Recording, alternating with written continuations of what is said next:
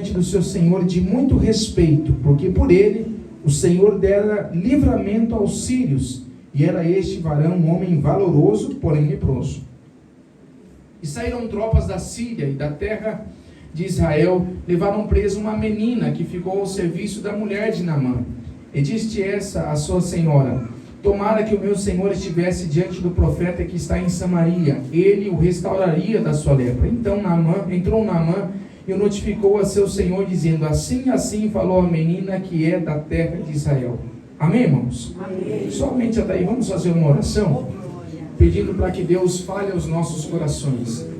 A palavra de Deus é algo muito poderosa, mas infelizmente, às vezes, por conta do nosso orgulho, nós não percebemos que a palavra é para nós. Então, às vezes é uma palavra de repreensão. Gosto muito de brincar. Nós os irmãos me levaram a comer cordeiro, carneiro. O que nós estávamos comendo lá? No Halal é o nome do restaurante. Eu tocava umas músicas indianas, mas até dançar falando. E eles também.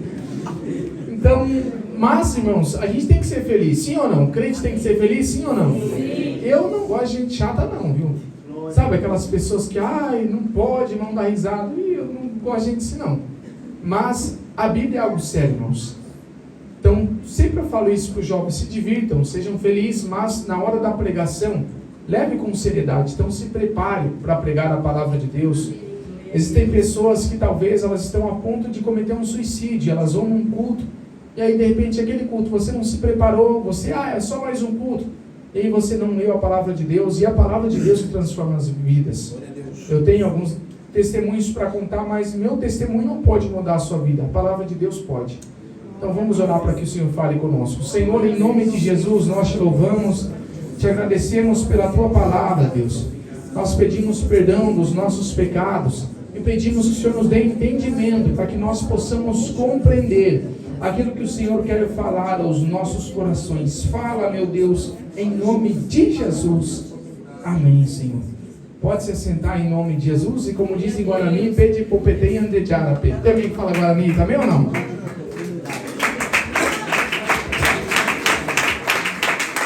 Tem alguém que fala Guarani? Não? Paraguai, não tem ninguém? Paraguai, irmãos, é um país onde eu tive a oportunidade de dirigir por 1 ano e 2 meses. Foi muito legal. Eu sempre falo isso, eu não tenho chamado para ser pastor. Hoje eu entendo, e foi importante esse período no Paraguai para que eu entendesse isso. Então eu não tenho chamado para ser pastor, porque cada um tem um chamado. E é muito lindo quando você percebe uma pessoa que ela sabe o porquê ela está na terra. Tem um livro que eu indico para vocês lerem, que se chama Para que eu estou na terra? E ele fala que a sua vida não tem sentido enquanto você não tiver resposta para essas 3 perguntas: quem sou eu, quem é Deus e para que eu estou na terra? Então, quando nós entendemos o propósito pelo qual nós estamos na terra, nós nos dedicamos ao nosso chamado, nós vamos alcançar muitas vidas. Nós vamos encontrar fluidez naquilo que fazemos. Mas lá no Paraguai eu tive bastantes missões, experiências missionárias. Fui num lugar indígena, foi legal essa experiência. Fui num lugar chamado Chaco, Paraguai. Quando eu cheguei lá, falaram: irmão, nunca um pastor aqui de Assunção foi para lá. Eu falei: eu quero ir nesse lugar. Aí eu subi no avião, veio lá que nós achamos que ia morrer, mas chegamos. E é um lugar que é perto do Pantanal, então tem muito rio. E eu gosto de pescar. Eu não sei como, mas varas de pescar foi para lá dentro da minha bagagem. Eu falei: tá aqui, eu vou levar, né? Vamos aproveitar. E aí nós fomos no aeroporto. E é um lugar de muitos irmãos indígenas, só que já são indígenas civilizados, né? Então eles foram tudo de terno, gravata e com a Bíblia na mão, recebeu o pastor nacional, que no caso era eu, lá no aeroporto. E aí quando chegou o avião, que abriu a porta, eles tudo com o celular gravando, esperando o pastor nacional, desce eu com uma blusa de touca e um monte de vara de pescar na mão. Eles foram fazendo assim, baixando o celular. E aí foi muito legal essa experiência, porque nós chegamos num local, todos eles sentaram no chão e vieram com uma cadeira para mim. Eu falei: não quero cadeira não. Já empurrei a cadeira para o lado, sentei no chão com eles. E aí, irmãos, isso é fazer missão também. Eu sempre falo para as pessoas, não é só no altar. Às vezes as pessoas elas se esquecem daquilo que você fala, mas jamais elas se esquecem de como você fez elas se sentir. Então esses irmãos, eu fui fazer, o que vocês fazem? A gente come jacaré. Eu falei: vamos caçar jacaré. Eu morrendo de medo, mas não podia demonstrar, né? Senão nós vamos falar: que missionário que é esse? Nós foi caçar jacaré, olha, foi uma bênção tão grande, irmãos. E no dia que eu fui sair lá, eles agradeceram e falavam: nós achávamos que o irmão era diferente, mas por conta das suas atitudes nós vimos que o irmão é igual a nós. Isso é lindo de se ouvir, irmãos. Missão é isso. Vamos lá. Eu quero falar dessa menina que é missionária também. Nós lemos a história dela. Qual é o nome dela? A Bíblia não diz. Olha que interessante. O que a Bíblia nos conta é que Naamã, ele era chefe do exército do rei da Síria, ele tinha lepra, e Deus tinha usado ele para dar livramento aos sírios. Grave isso. Naamã foi uma pessoa usada por Deus. E na casa dele tinha uma menina que ela ficou como que servindo na casa, como uma escrava. E todos os dias, ela não chegava para Naamã, ela chegava para a mulher de Naamã e falava: olha, estou vendo seu esposo todo leproso aí, se ele fosse o profeta que está em Samaria, com certeza ele seria curado da lepra. Aqui é outra coisa que chama atenção. Essa menina não sabia o nome do profeta, em nenhum momento ela fala Eliseu. Então ela não sabia o nome do profeta, mas ela sabia o que Deus fazia através daquele profeta. Mais importante do que as pessoas saibam o nosso nome, é que as pessoas saibam o que Deus faz através de nós. Mais importante do que uma pessoa ligar para você e falar: fulano, ora por mim, é a pessoa te ligar e falar: olha, eu sei que você é uma pessoa que Deus ouve as suas orações, ora por mim. Ela nem lembra o teu nome, mas ela sabe o que Deus faz através de você. Assim era Eliseu. E assim era essa menina. Todos os dias ela falava: olha, se ele fosse lá ia ser curado, viu? E a Bíblia diz que então a esposa de Naamã, versículo 4, então entrou Naamã e o notificou ao seu senhor, dizendo: assim e assim falou a menina que é da terra de Israel. Então ela ficou conhecida como a menina da terra de Israel. E ela foi a responsável para que Naamã tivesse um encontro com Deus e se prostrasse diante de Deus, e não mais diante dos outros deuses. Como é o nome dela? Não sabemos. Hoje em dia, irmãos, existem muitas pessoas que fazem a obra de Deus com a motivação errada. E a Bíblia diz que no último dia as nossas obras passarão pelo fogo. Já parou para pensar nisso? Eu estive já no Suriname, e no Suriname é um país que eles trabalham muito pegando ouro. E eu tive a oportunidade de evangelizar lá nesses locais. Então nós fomos, eu acompanhei como é o trabalho para pegar o ouro. E é bem interessante, tem uma montanha, eles vão com uma reta escavadeira, mexe a terra, joga o mercúrio, aí eles jogam um jato de água naquela terra, aquela água vem escorrendo, e esses carpetes que nós temos nas casas, esse carpete fica assim, ó, e todo o barro vai passando por cima, junto com o ouro, e o ouro, por ser um metal mais pesado, ele vai entrando nas frestas daquele carpete. Depois eles pegam um chacoalho e unem todo aquele ouro. Eu vi o tanto de ouro que o irmão uniu. Depois de fazer esse processo, eu pensei: irmão, você está rico. Você vai comprar um Audi igual o irmão lá de Londres. Só que ele falou para mim: não, agora tem que passar pelo fogo. E aí quando ele colocou aquele ouro no fogo, começou a derreter todas as impurezas. E no final aquilo que era uma pedra enorme, virou uma pedrinha de nada. A Bíblia diz que as nossas obras passarão pelo fogo. Existem muitas pessoas fazendo missões por aí, mas Deus sabe o porquê ela está fazendo missões. Existem muitas pessoas que pedem oportunidade para pregar, se oferecem para louvar. Deus sabe o porquê ela está fazendo aquilo. E se a motivação dela não for uma motivação genuína, ela não será galardoada por isso, porque Deus julga a intenção do coração. A intenção do coração desta menina era essa: que o seu Senhor fosse curado. Então, de acordo com a capacidade dela, sem ter esse acesso direto a Naamã talvez, mas chegando na esposa de Naamã e falando todo dia: se ele fosse o profeta que está em Samaria, ele seria restaurado de sua lepra. Então Naamã fala: eu vou. Ele toma a decisão de ir. E é interessante que ele pega um monte de prata, de ouro, de vestes, e ele vai pensando em dar alguma recompensa. Ele chega até a casa de Eliseu. Antes disso, pegaram uma carta e escreveram, e a pessoa errada pegou essa carta. Quando Eliseu soube disso, Eliseu falou o seguinte: olha, manda vir a mim, que há profeta em Israel. Então a menina sabia que Eliseu era um profeta e que Deus usava através dele, e Eliseu sabia que ele era profeta e que Deus usava ele. Irmão, não é orgulho Eliseu falar isso? Deixa vir a mim e saberá que é profeta Israel? Não. Na minha opinião, seria orgulho se Deus não fizesse isso através de Eliseu. Hoje em dia, irmãos, eu gosto sempre, quando eu estou com reuniões de jovens, falar sobre essa questão de orgulho, por quê?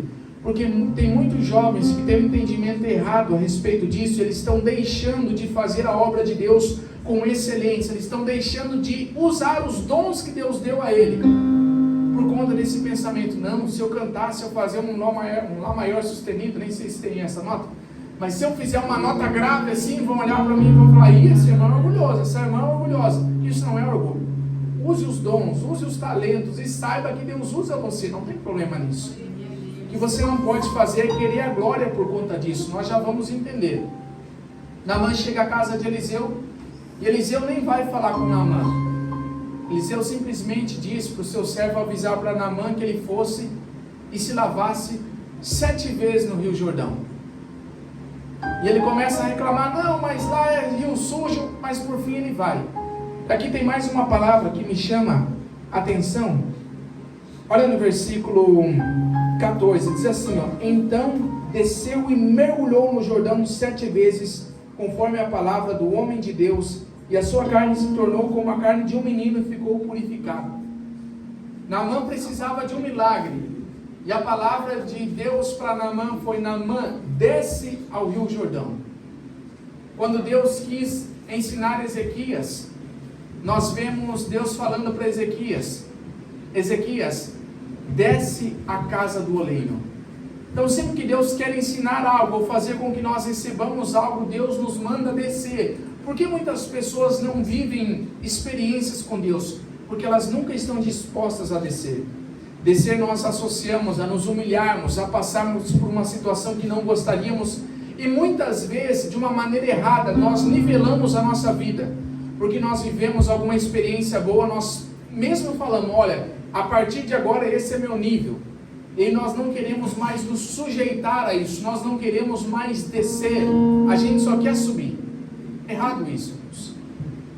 Muitas vezes na nossa vida nós vamos perceber Deus nos dando oportunidades grandes, mas também permitindo oportunidades pequenas para nós. Olha o exemplo de Pedro. Deus chama Pedro e fala: Pedro, vai lá buscar um peixe. Quando foram cobrar Jesus a respeito dos impostos, Pedro poderia pensar: mas Jesus, se eu lançar uma rede eu vou pegar mais de 100 peixes aí. E Jesus fala: não, Pedro, pega um anzol e vai lá e pega um peixe. Então muitas vezes, irmãos, Deus vai permitir coisas grandes nas nossas vidas, mas também vai trazer oportunidades pequenas, e nós temos que valorizar as duas da mesma maneira. Eliseu ele entendia isso. Eliseu ele sabia se sujeitar aos processos de Deus, e ele dá essa instrução para Naamã. Naamã ele desce a esse rio, ele é curado. Depois de curado, ele volta para Eliseu e ele vem com as recompensas da cura que ele recebeu. A Bíblia diz que Eliseu não aceitou nada disso. Nada disso. Lá no versículo 15 está escrito assim: então voltou ao homem de Deus. Olha que diferença. Eliseu, homem de Deus. Quando nós lemos lá sobre Naamã, no versículo 1 está escrito assim, ó: e Naamã, chefe do exército do rei da Síria, era um grande homem diante do seu senhor, e de muito respeito, porque por ele o Senhor dera livramento aos assírios. Então há uma diferença entre o homem de Deus e o homem que Deus usa. Naamã era um homem que Deus usou, é isso que a Bíblia diz. Eliseu era um homem de Deus. Você quer ser reconhecido como uma pessoa que Deus usa ou como uma pessoa que é de Deus? Qual a diferença, irmão? Aqueles que são de Deus dão bons testemunhos. Aqueles que são de Deus, ele tem uma vida que é transparente, que as pessoas sabem: olha, essa pessoa ela dá bom testemunho. Porque nós estamos vivendo, irmãos, uma época onde muitas pessoas estão confundidas no meio evangélico, porque cada dia mais estouram mais escândalos, coisas terríveis que acontecem com pessoas que supostamente deviam dar bom testemunho. E aí isso muitas vezes confunde a igreja, porque a igreja está acompanhando, está dando tudo certo, vê o pastor, vê o pregador sendo usado, de repente explode uma notícia que aquela pessoa não tinha um bom testemunho, e as pessoas começam a duvidar de Deus. Eu gosto de um testemunho, e essa quem contou foi o pastor Júnior Trovão, lá do Brasil. Ele conta um depoimento de um pastor que estava no Rio de Janeiro há mais de anos em adultério. há mais de anos em adultério, sempre pregando, sempre sendo convidado para festividades, até que ele foi convidado para pregar em um congresso, onde haviam milhares de jovens. E ele falou para Deus em oração antes da pregação: Senhor, hoje eu quero que o Senhor me envergonhe. Eu estou há anos no adultério, hoje eu quero que o Senhor me envergonhe. E quando ele sobe no altar, vem uma mulher usada por Deus e diz assim: prega hoje a minha palavra que eu vou te usar para salvar vidas e para que pessoas sejam curadas. Ele não entende nada. Ele pensa: eu peço para Deus me envergonhar porque eu estou no adultério e Deus disse que vai me usar. E essa história diz que ele pregou naquela noite, muitos jovens aceitaram Jesus, foram curados. Ele foi para a casa dele, dirigindo na BR, ele falou de novo: Deus, eu pedi para o Senhor me envergonhar e o Senhor me usou dessa maneira. Deus não falou nada com ele. Ele chegou em casa, tomou um banho, foi dormir. Quando ele foi dormir, Deus não deixou ele dormir, ele foi orar. Quando ele repetiu isso pela terceira vez: Senhor, eu pedi para o Senhor me envergonhar porque eu estou em adultério e o Senhor me usou dessa maneira, será que o Senhor mudou? Diz que ele viu um clarão no quarto dele, ouviu uma voz de autoridade que falou: levanta e olha para mim. Quando ele levantou, Deus enviou um anjo em visão para ele. Esse anjo colocou uma espada na testa dele e disse assim: assim diz o Senhor, eis que eu te espero para o juízo final. Vai ser uma surpresa muito grande no último dia. Muito grande. Porque pessoas que nós achávamos que seriam salvas não serão. Porque, irmãos, uma vida dupla, mau testemunho. E isso está acontecendo nos dias atuais. Há um versículo que diz o seguinte: visto como a sentença não se executa logo sobre a má obra, por isso o coração do homem está inteiramente disposto a pecar. Uma das estratégias que Satanás faz é fazer com que as pessoas pensem que estão no controle. Eu estou no adultério, mas ninguém nunca vai descobrir. Eu estou fazendo coisa errada, ninguém nunca vai descobrir. E esse sentimento de segurança vai invadindo o coração da pessoa. Até que chega um momento que Deus, Ele pune. Lá em Apocalipse, Deus fala sobre Jezabel: dei tempo para que se arrependesse, mas porque não se arrependeu, eu matarei todos os seus filhos. Deus dá tempo para nós nos arrependermos. Só que o erro, irmãos, de nós, quando pecamos, é esse: não vem a consequência logo. Não vem, o pecado é como câncer de pele. Algumas pessoas saem no sol quente e ficam e pensam: amanhã vai aparecer. Não, não é amanhã. Às vezes demora 10 anos, mas a consequência vem. E muitos dos problemas que nós enfrentamos hoje em dia são consequências dos nossos pecados. Gosto muito de ler a Bíblia, estou lendo a Bíblia pela 10ª vez, de Gênesis e Apocalipse.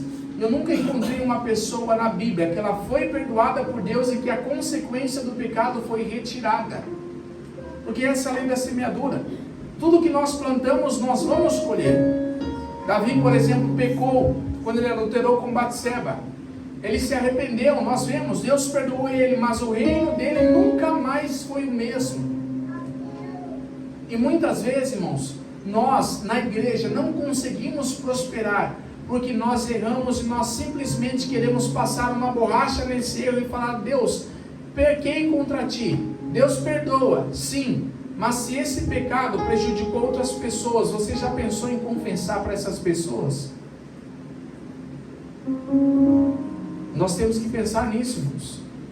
Existem muitas pessoas que não prosperam na igreja, não prosperam espiritualmente por conta disso.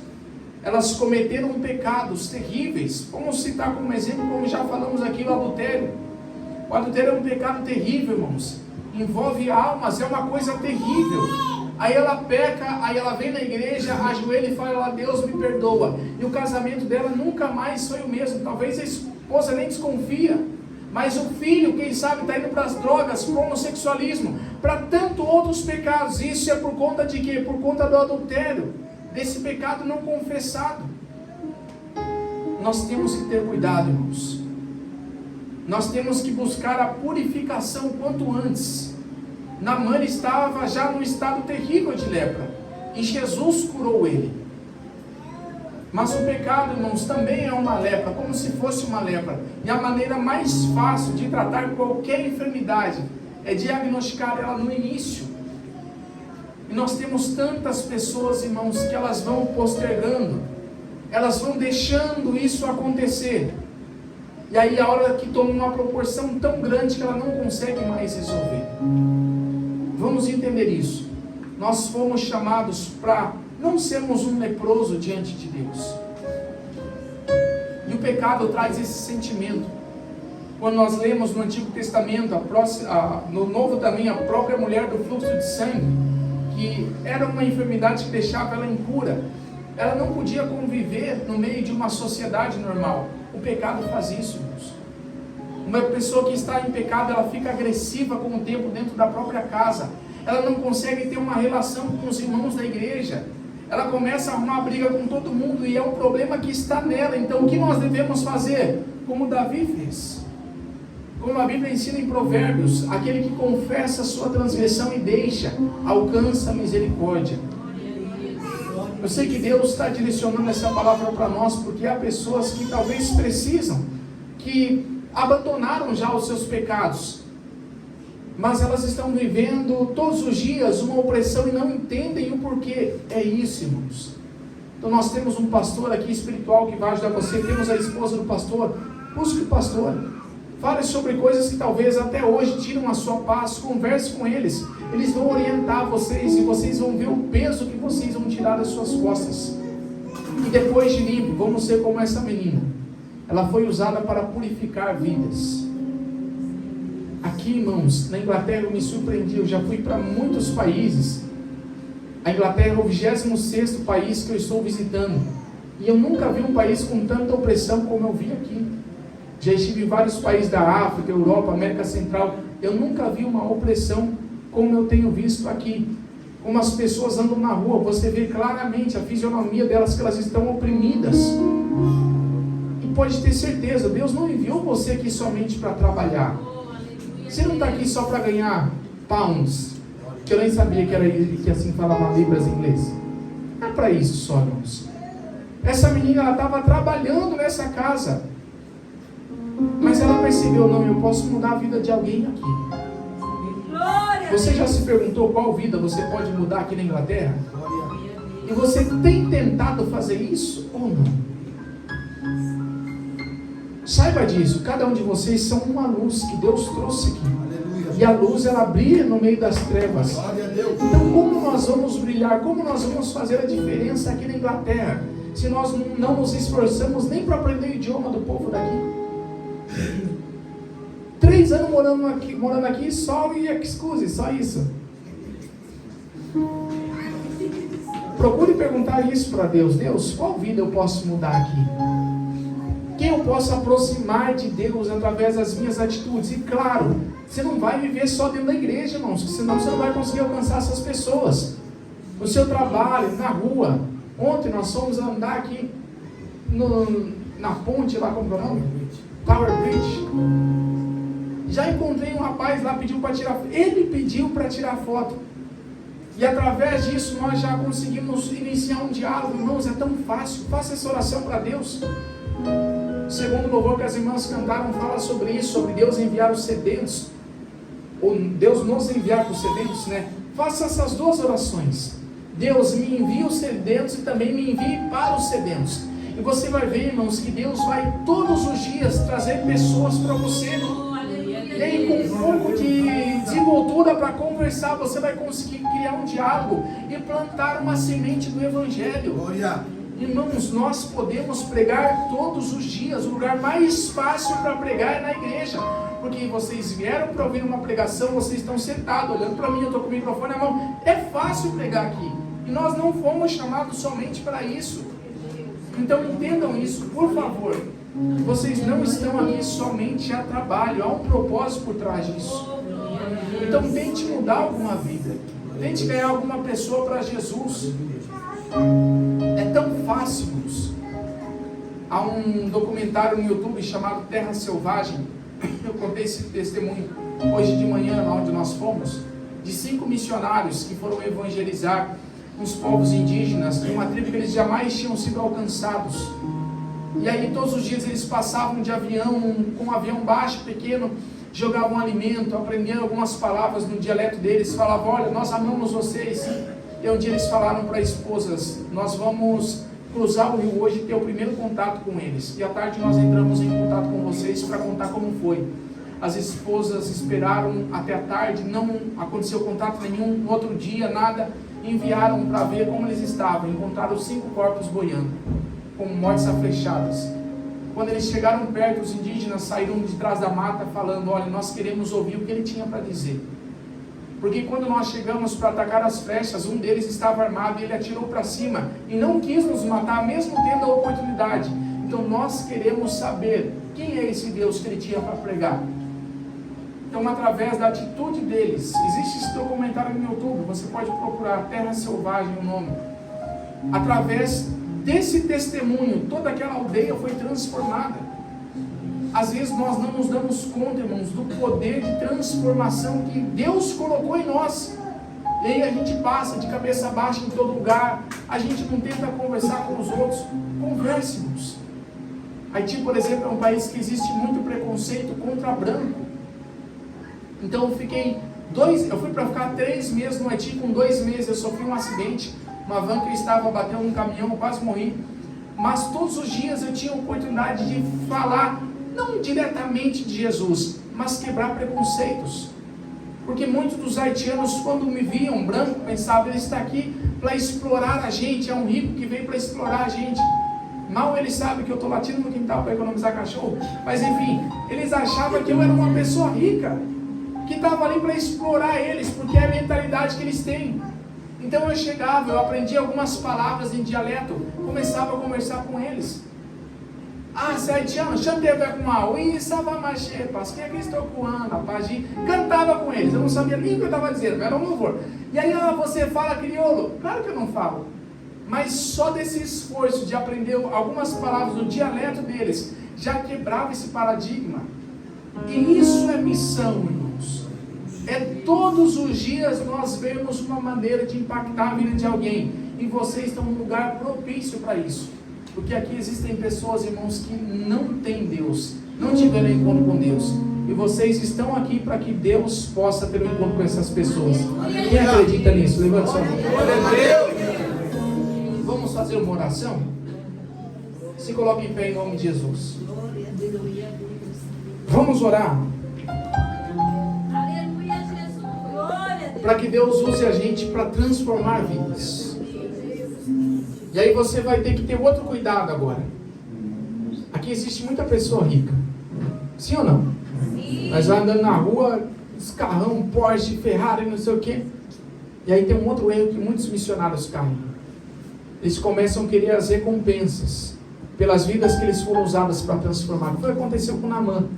Naamã foi curado, chegou com todo esse ouro, toda essa prata e falou: ó, Eliseu, pega aqui. E aí está aqui, ó.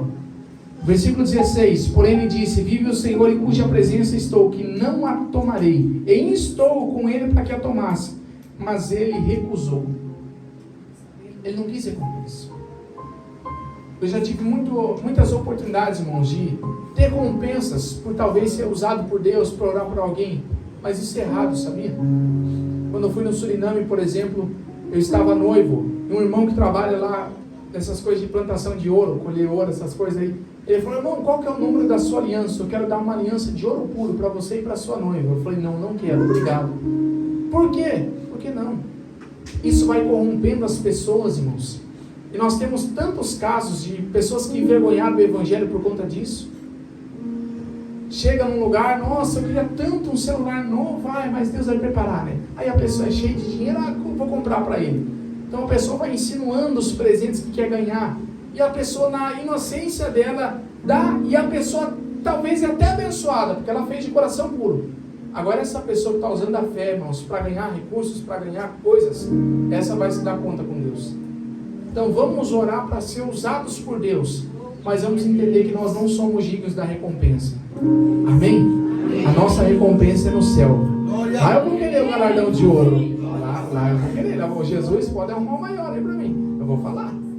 Vamos orar, irmão. Senhor meu Deus, nós te louvamos e te agradecemos pela tua palavra. Queremos pedir que o teu Espírito Santo nos dê sabedoria, nos dê discernimento,